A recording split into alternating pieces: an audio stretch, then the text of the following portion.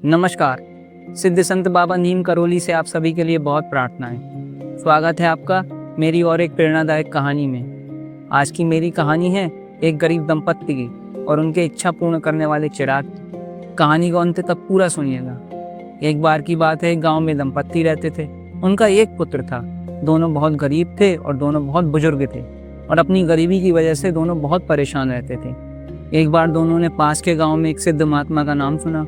दोनों गरीब दंपत्ति उस महात्मा से मिलने के लिए उनके आश्रम के लिए चल पड़े। रास्ते में चलते हुए उन्हें कूड़े के ढेर में एक चमकता हुआ सोने का चिराग दिखाई पड़ा।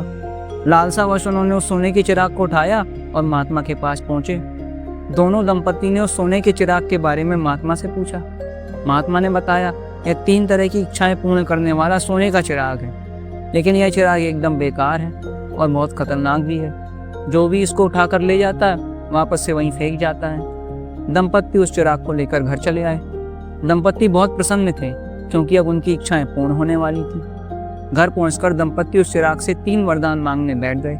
दंपत्ति गरीब थे ही तो सबसे पहले उन्होंने 10 लाख रुपए मांगकर उस चिराग को आजमाने का फैसला लिया। उन्होंने जैसे ही रुपए मांगे ही थे तभी दरवाजे पर एक दस्तक हुई। दंपत्ति ने जाकर दरवाजा खोला तो एक आदमी रुपयों से भरा बैग और एक लिफाफा थमा गया। उन्होंने पैसे रख लिए और लिफाफा खोला।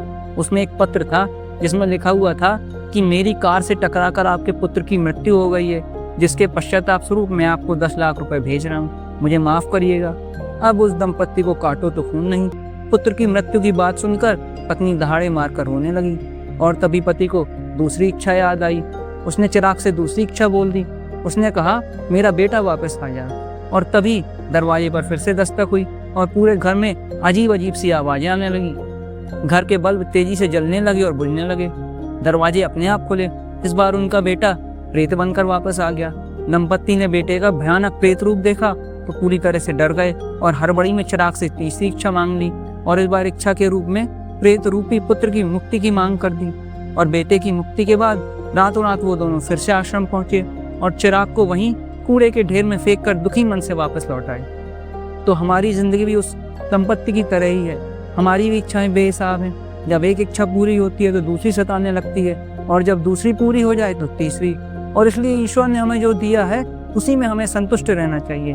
और कहते भी हैं, जो प्राप्त है वही पर्याप्त है। तो आशा करता हूँ मेरी और एक कहानी आपके लिए प्रेरणादायक होगी।